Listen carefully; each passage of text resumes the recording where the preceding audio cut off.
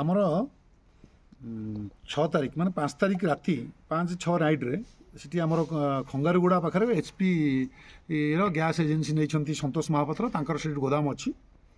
ସେ 6 ତାରିଖ ଦିନ ରିପୋର୍ଟ କଲେ ଯେ କିଛି ଲୋକ ତାଙ୍କର ପାଖାପାଖି 140ଟା ଟାଙ୍କି ନେଇଯାଇଛନ୍ତି। ସେଇ ଅନୁସାରେ ଆମର ସନ୍ତୋଷ ମହାପାତ୍ରଙ୍କ ରିପୋର୍ଟ ଉପରେ ଆମର ଗୋଟେ ବିସିଂପୁର ଥାନା କେସ୍ ନମ୍ବର 176/25 ରେଜିଷ୍ଟ୍ରେସନ୍ ହେଲା ବର୍ଗଲାରୀ ହେଡ଼୍ରେ। ତାପରେ ଆମର ସେ କେସ୍ରେ ଆଇଆଇସି ଆମର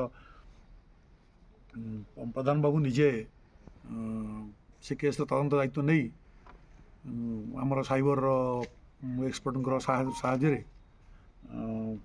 ତାର ସେମାନଙ୍କୁ ଡିଟେକ୍ଟ କଲେ ଏବଂ ସେଇ କେସ୍ରେ ଆମେ ତାଙ୍କର ଯେଉଁ 140ଟା ଟାଙ୍କି ଚୋରି ହୋଇଥିଲା ସେ 140ଟା ଟାଙ୍କି ପାମ୍ପଡ଼ାହାଣ୍ଡିରୁ ଆମେ ଜବତ କରିଛୁ। ତା ସହିତ ଯେଉଁ ଗାଡ଼ି ଦୁଇଟା ବ୍ୟବହାର ହୋଇଥିଲା ବୋଲେରୋ ଗାଡ଼ି ଦୁଇଟାକ ସେ ଗାଡ଼ି ଦୁଇଟା ବି ଜବତ ହୋଇଛି ଏବଂ ଏଇ କେସ୍ରେ 5 ଜଣ, ପାପଡ଼ାହାଣ୍ଡିର 4 ଜଣ, କର୍ଣ୍ଣ ହରିଜନ 28 ବର୍ଷ, ପାହୁଲ ହରିଜନ 27 ବର୍ଷ, ନାସାନ ଟିକ୍ରି 31 ବର୍ଷ ଆଉ ପୁରୁଣା ଗୌରୀକୁମାର ରୋହିତ ମାଥ୍ୟୁ 25 ବର୍ଷ ଆଉ ଡଙ୍ଗରିଗୁଡ଼ା ନବରଙ୍ଗପୁରରୁ ଗୁଡ଼ୁ ହରିଜନକୁ ଆମେ ଗିରଫ କରିଛୁ। ସେମାନଙ୍କୁ ଆଜି କୋର୍ଟ ଚାଲାଣ କରାଯିବ।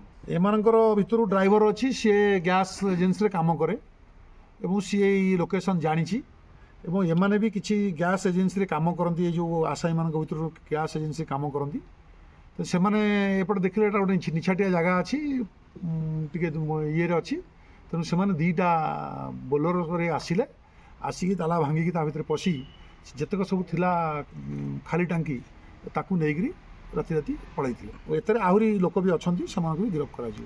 ଲୋକାଲର ଏଇ ଯେଉଁ ଆମର ଅଛି ଏଠାର ପୁରୁଣା ବୋରିଗୁମାର ରୋହିତ ମାଥ୍ୟୁ ବୋଲି ତଦନ୍ତ କରୁଛୁ। ତଦନ୍ତରେ ସେମାନଙ୍କର ନାଁ ଏଷ୍ଟାବ୍ଲିଶ୍ ହେବ।